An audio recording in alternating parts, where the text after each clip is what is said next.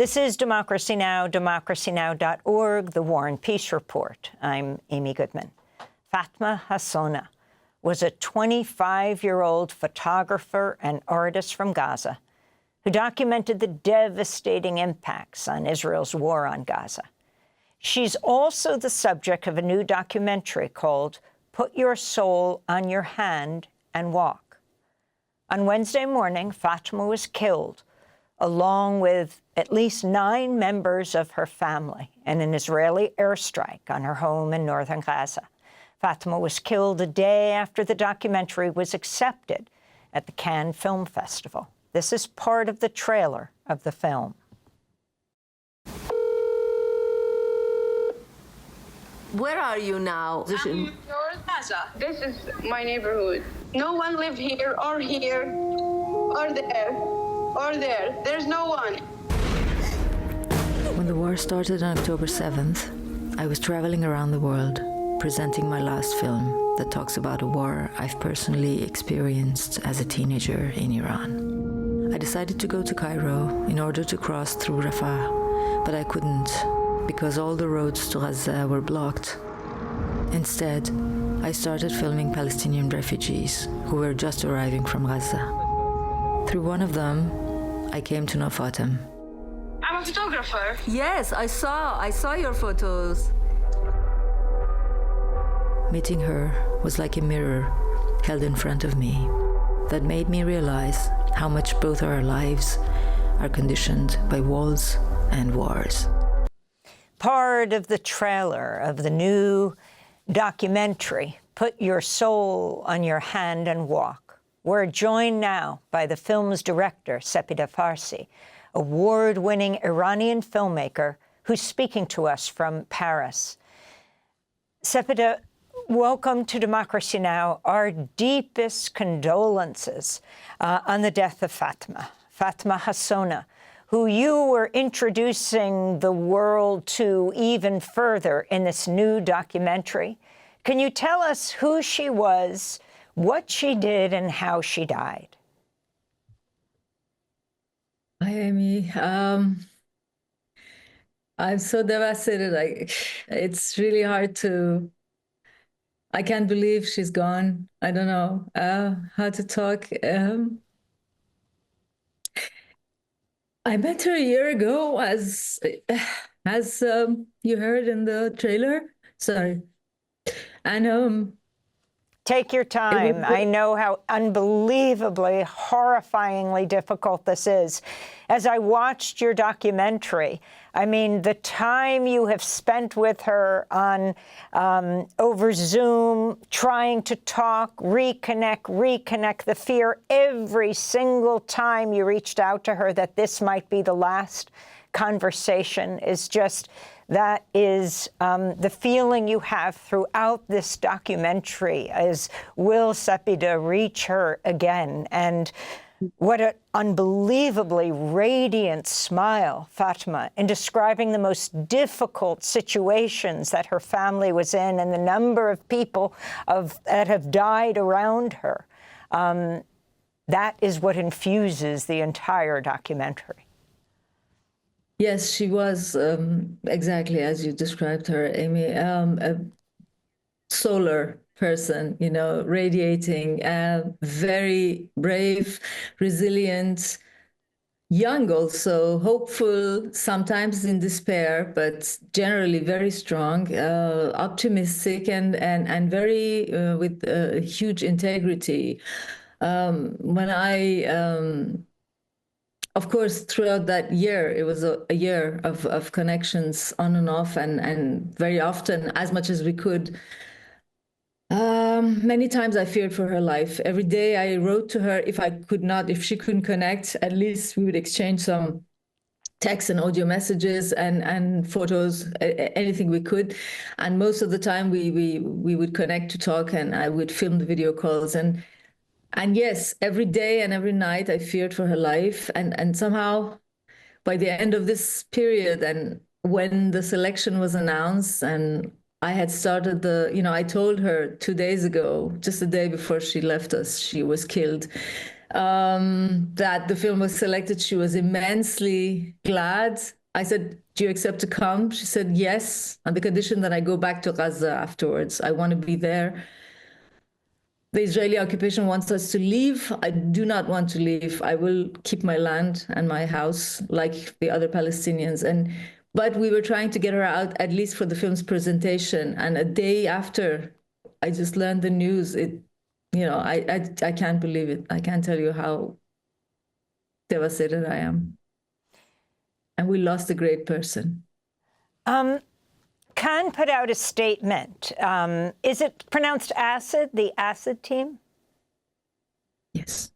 That said about Fatma Hassona after she was killed, her smile was as magical as her tenacity, bearing witness, photographing Gaza, distributing food despite the bombs, mourning and hunger. We heard her story, rejoiced at each of her appearances to see her alive. We feared for her, they said.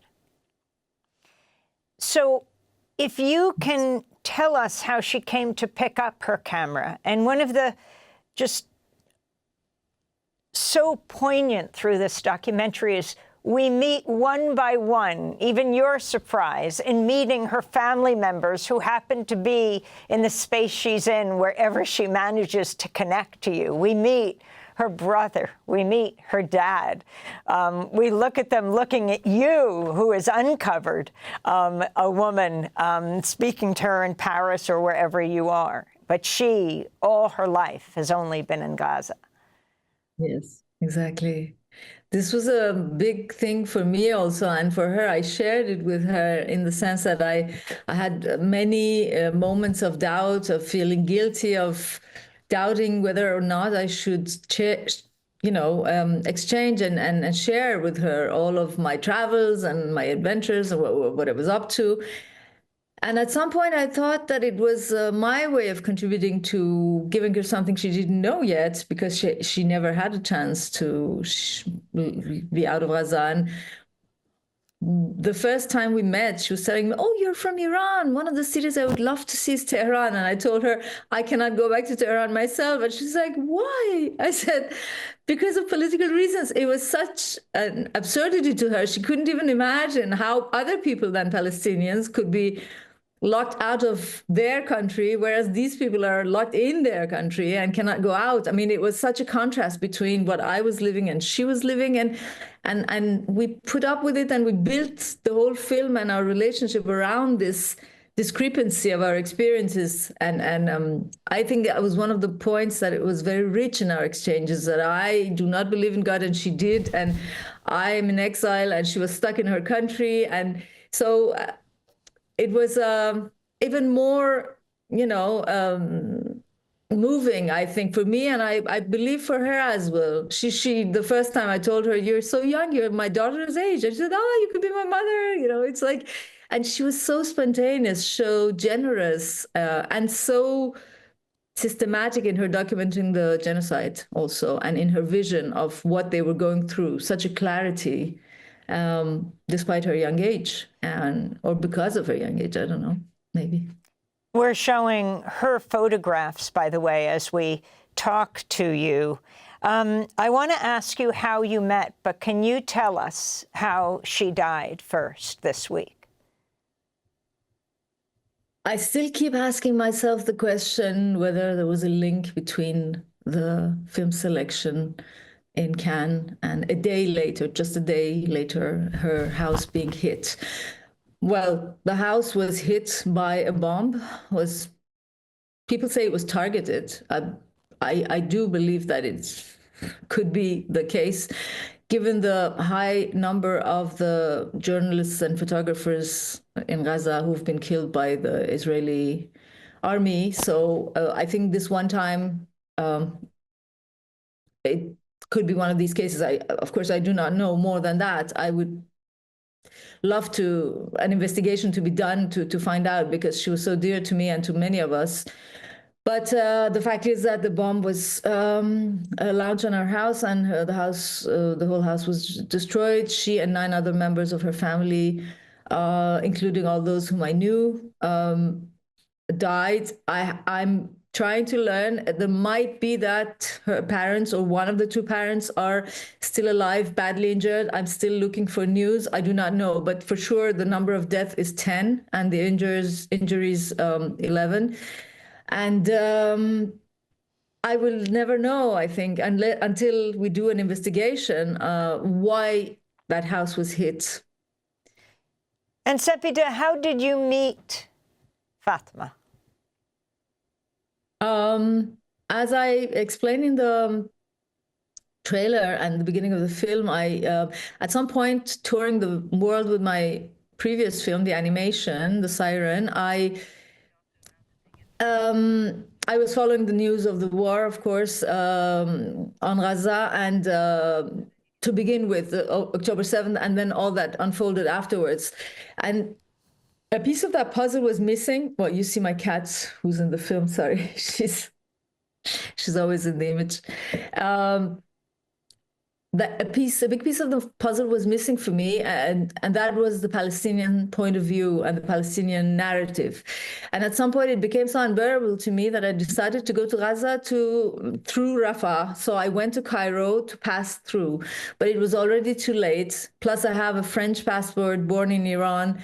It was not possible, and so I started working with Palestinian refugees in Cairo, and through one of them, I was introduced to Fatima online, and that's how it started. And it was immediate. Connection was immediate. And talk about why she first picked up this camera. I mean, unbelievably dangerous. She has died with so many members of her family, but other members of her family, like her grandfather, her uncle, also died while she was alive in this last year and a half. I think part of the Palestinian destiny or the Gazawi destiny is that they knew there's this fatality. I would refuse to accept it, but I think they had this, when she says in the film, she says, they cannot defeat us because we have nothing to lose.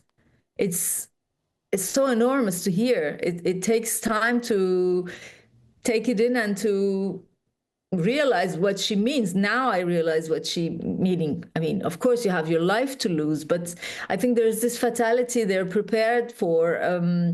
So yes, she had lost 13 members of her family, if I remember correctly, in January 2024 already.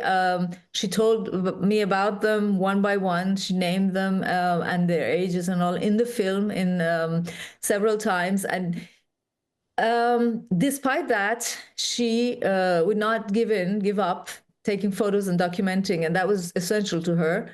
Writing also, because she was also a poet, as you said, but photography, I think, was her main and most serious activity. I did ask her whether she would like to continue music, because she also sang and writing, and she said, no, photography is the most important for me. And she herself described her camera as a gun. She said, like the sniper who ups the gun and shoots, I lift my camera and I shoot a photo. And it is essential to document this war and the genocide. And she kept saying that all the time. So I think it was very important to her that her photos and her work generally, texts also, would remain and be relayed and shared with larger audiences. And that's what I will be trying to do by all means. Do you have her poem in front of you that you could read? I can find it. We're talking to Sepideh Farsi, the award-winning Iranian filmmaker. She's based in Paris. Her new documentary film, Put Your Soul on Your Hand and Walk, features Fatma Hassona, who died this week. She told Fatma the day before she died in an Israeli airstrike with, it's believed, 9 members of her family, that the film had just been accepted at the Cannes Film Festival, and she wanted her to be there. Did you find the film, Yes. the poem? Yes, this is one of her poems, The Man Who Wore His Eyes. I don't have a CV to recognize 2 eyes, mysterious, and I believe. I do not have a story, one clear for a stranger to believe it.